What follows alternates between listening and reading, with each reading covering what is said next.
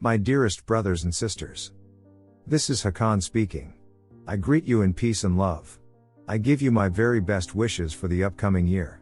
I know that the last year may have been rewarding for some people, but also that it has been very lonely and painful for many. You have all my love and respect. I promise that I will continue working hard to free Earth. While this is not the path that us galactics would have preferred, the average level of consciousness has risen during the last year. You are closer to freedom and to galactic contact now than you were a year ago. I remember certain beautiful and blissful moments with my amazing wife and children during this last year. I love them more than words can express, and I am so very proud of them. They are unbelievably amazing people. I feel so very blessed that I am able to share my life with them. They are also one of my sources of strength and motivation to keep working to make the galaxy better for everyone, as well as one of my sources of optimism for the future. They are asking me to give their best regards and well wishes to you, alongside a promise that they will do regular meditations to send love to Earth.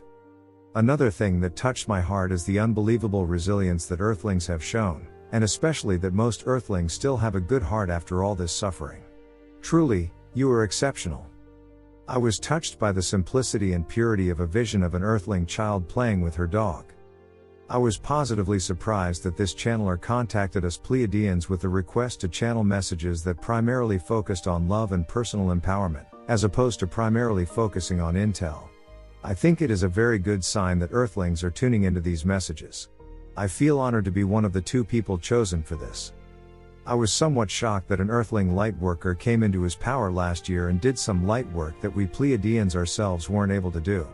Or perhaps I should say that he surrendered so fully and so completely to Source, and he was empty enough, that Source through him was able to do some profound light work. Among other things, through astral travel he freed some Pleiadian hostages who were being held and tortured by hostile galactics. And he gave angels the mandate to return some very powerful demons back to Source itself, thus uncreating them. We already knew rationally that Earthlings have a significantly higher psionic ability than we Pleiadians do, but it was still surprising and very impressive to see that in action.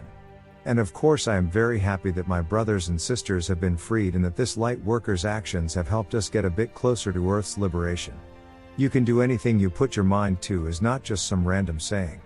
We Pleiadians are a race of people who can read each other's mind, and it's not uncommon for us to be able to teleport or be in 2 places at once. Yet already there is at least one Earthlings among you who can do things that we simply cannot do.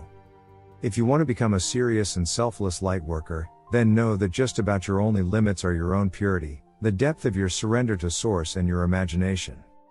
With purity here, I mean that your old pain, your shadow and your ego have been observed and integrated. Ideally, your soul and your rational mind and your emotions and your subconscious and your energy are all aligned and all focused in the direction of helping Source. Everything that blocks this unity has been observed and loved back into unity or handed back to Source. Another thing that touched me is that recently one of the soldiers in my command passed away during a battle. We contacted him after his transition and he wanted to be buried on Earth, so we did, in a remote location. It was strange to then watch the sun come up and ultimately leave his body behind in Earth's soil. The one thing he asked of me personally was to make sure that Earthlings wouldn't suffer more than was necessary. Well, in previous messages we have discussed the advantages and disadvantages of us galactics intervening directly on the surface of Earth. I will try to do what's best for Earthlings, on all levels, keeping the future in mind. If you want a more in-depth discussion about that, see my message Hakann, Build Alternate Structures. I am also curious which things most touched your heart during the last year. Feel free to write it in the comments section. Finally, during the rest of this message, I would like to honor you. Most of you lived in unbelievable bliss and abundance and freedom at one point in time.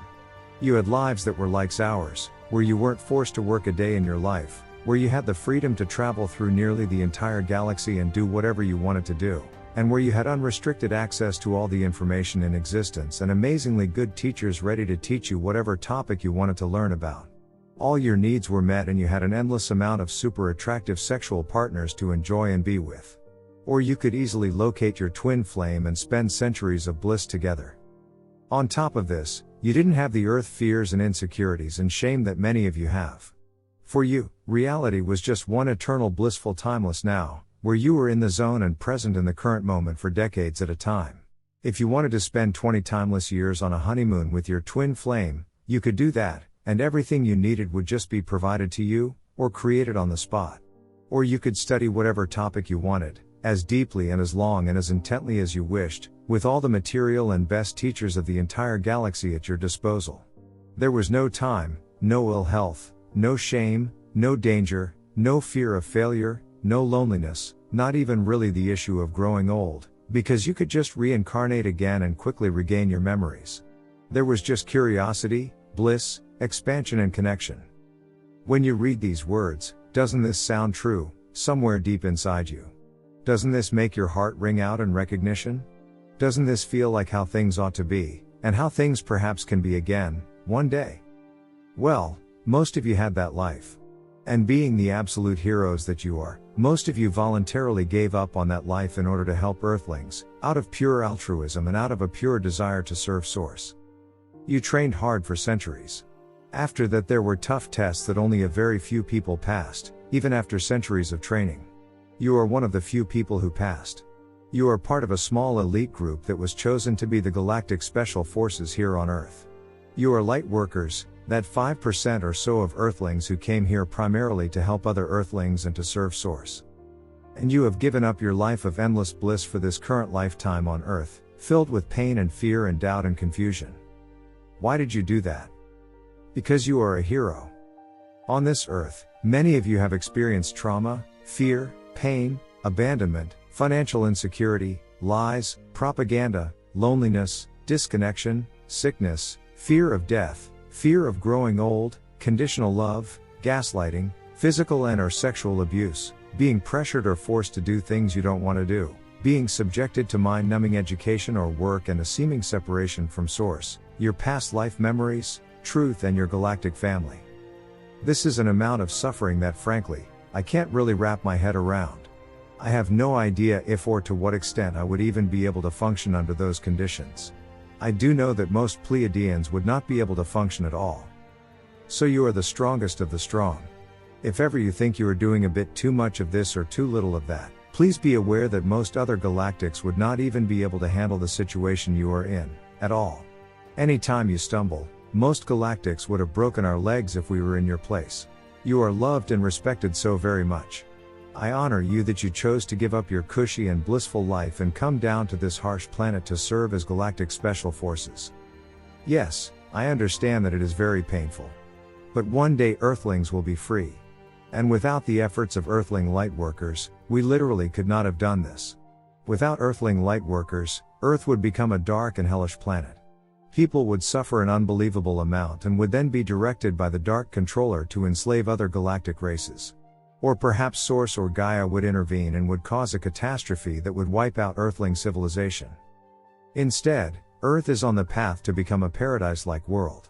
Yes, the road towards that is painful and longer than you would have liked. But we are certain that one day you will be reunited with us and that you will say that all your pain and suffering was worth it, because you helped create a paradise-like world there on Earth. So, this is to you, Earthling lightworkers. To me, you are heroes. I can't wait until the day that I will be able to physically shake your hand. Your star brother, Hakann.